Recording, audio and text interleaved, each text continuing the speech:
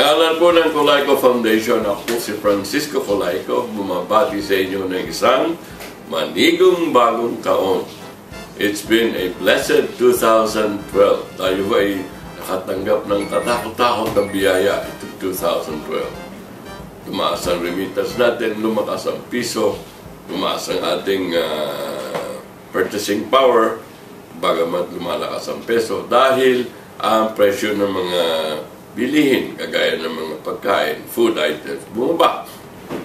In other words, inflation natin, ang laki ng binaba.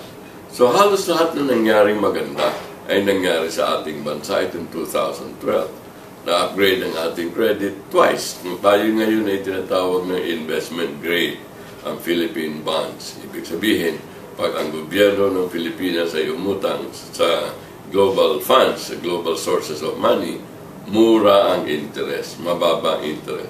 Bakit? Dahil mataas ang kumpiyansa ng buong mundo sa ating bansa. Ganun pa man, madami ring challenges. Tinamaan tayo ng bagyo, tinamaan tayo ng mga madami-dami ring indulto sa bansa natin. Sa kabila naman yan, dahil tinamaan ng bagyo yung ating mga agricultural products, gaya ng bananas ng huling bagyong Pablo, ang opportunity naman ay nabuksan ang ating mga mata na napakamadami pa tayong lupain sa Mindanao na pwedeng tamnan na kapalit nitong ating mga produktong ito. So sa kabila ng problems, we have a lot of opportunities.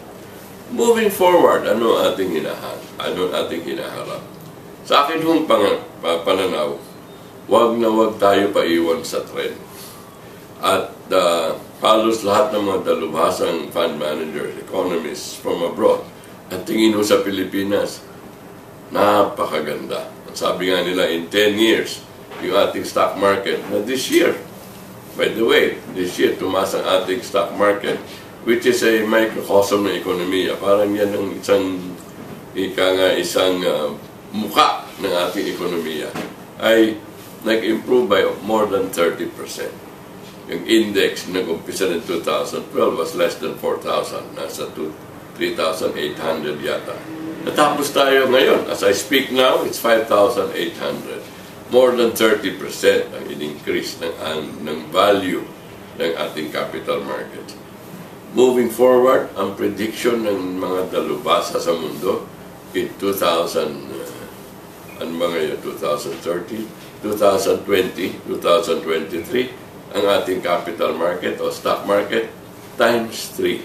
15 to 16,000 daw ang projected index. Ang ibig sabihin ito, para sa ating maliliit na small investors na nasabi natin na tayo dapat regular nag-i-invest at nag-save sa mutual funds sa stock market, tatakbo ang ating value, lalago by over 3 times in the next 10 years. Huwag ho tayo magpahuli. Pagkakataon na, subukan natin matuto kung paano sumali, bumakas, at mag-invest small amounts of money regularly sa mutual funds. And ang layunin ng Colaico Foundation, binibigyan namin kayo ng opportunity, information, and the facility to invest regularly. Soon, we will come up with our own One Wealthy Nation Fund to be managed by First Metro Asset Management. Diyan, sa ating sariling One Wealthy Nation Fund o own fund, ay pwede tayo mag-invest kasama ng One Wealthy Nation Community at Colaico Foundation. Regularly small amount, 1,000 pesos every month. To start, 5,000 pesos lang. Wag ho natin pabayaan ang opportunity niyan. Baka magsisi tayo at maiwanan tayo ng trend sa pagunlad. Having said that, peace be with you. Taasan ho natin ang ating goal sa buhay natin. Let's share it with our loved ones. At ngayon, together with Colaico Foundation at ang ating One Wealthy Nation, makikita nyo ang opportunity. We will provide you the information. And hopefully, you will join us, avail of these opportunities by availing of the facilities that we will give you through One Wealthy Nation community. Manigong bagong taon sa inyo lahat. God bless.